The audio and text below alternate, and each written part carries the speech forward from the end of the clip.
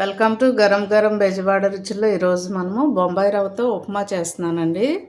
బొంబాయి రవ్వ ఇదిగో tea glass అండి, చిన్న గ్లాస్తో గ్లాస్ వేసి ఇది వేసాను, గ్లాసున్నర వేసానండి ముగ్గురికి.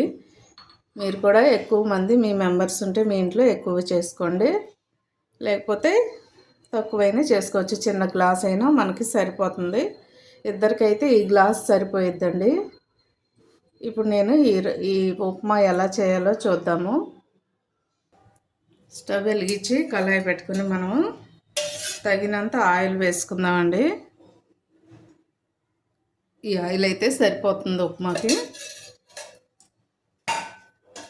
మీరు ఎక్కువ చేసుకునేటట్టయితే కొంచెం ఎక్కువ ఆయిల్ వేసుకోండి.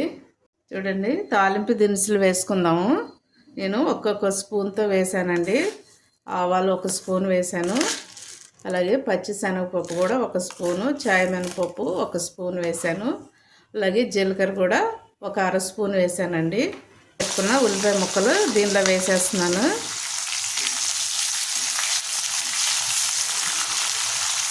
ఎక్కువ వేయక్కర్లేదండి, 1 ఉల్లిపాయ అయితే సరిపోతుంది.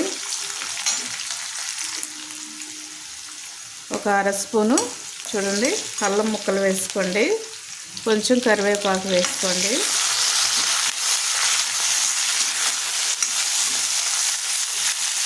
అల్లం ముక్కలు సన్నగా కట్ చేసి పెట్టుకొని వేసుకోండి. అలాగే 2 పచ్చిమిరపకాయలు కూడా వేస్తున్నాను.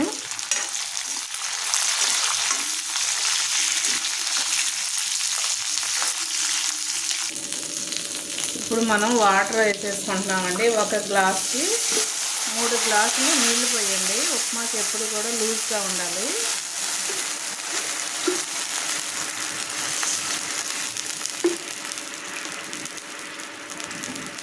చూడండి 2 గ్లాసులు వేసాను, అలాగే 1/2 గ్లాస్కి నేను 1 గ్లాస్ 3 గ్లాసులు వేసానండి.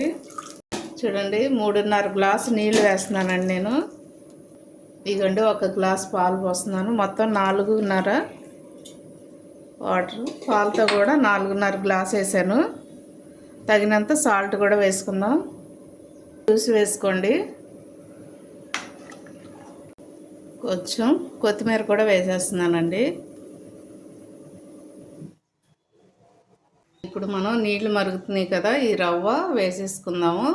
ఈ రవ్వ ఒక్కసారి పోయకూడదండి, కొంచెం కొంచెం ఇలా వేసుకుంటూ తిప్పుతూ ఉండాలి, లేకపోతే ఏమైందంటే ఉండలు కట్టేసిద్ది.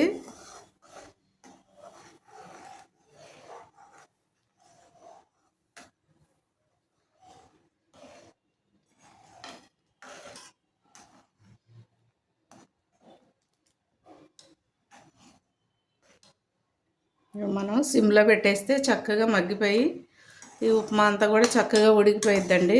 చాలా చాలా టేస్ట్గా ఉంటుంది. మీరు కూడా తప్పకుండా ట్రై చేయండి. చూడండి ఒకసారి మూత తీసి చూద్దాం.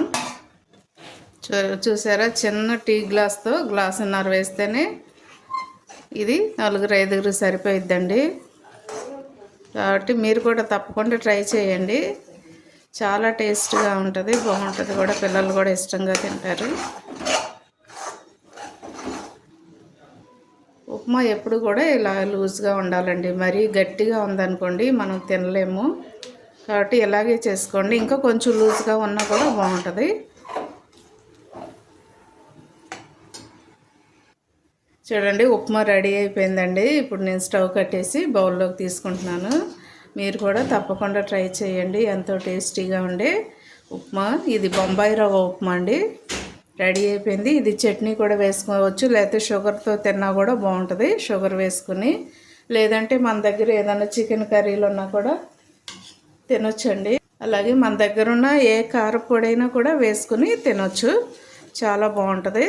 తప్పకుండా ట్రై చేయండి మీరు. అలాగే మనం సాంబార్లో కూడా వేసుకోవచ్చండి, దేనిలో వేసుకుని తిన్నా సూపర్గా ఉంటుంది.